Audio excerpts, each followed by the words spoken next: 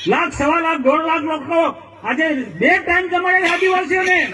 કેમ ભાઈ આદિવાસીને જમાડે એનો હિસાબ માંગો તમે? એનો હિસાબ માંગો છો? 2 મોંઘા છે, પ્રધાનમંત્રી છે ભાઈ, સન્માનીય નેતા છે, એના માટે હેલિપેડ બને. એ રીતના ડેડિયાપાડામાં હેલિપેડ બને 3-3. લોકોને લાવવા માટે કેમ આદિવાસીને ટેમ્પા એક્ટમાં લઈ જાય? અમે આગ્રહ રાખ્યો છે ટેમ્પાની વ્યવસ્થા મેં ના પાડી છે. ટેમ્પાને બસ મૂકો, મારા આદિવાસીઓ માટે પણ બસની સુવિધા કરો.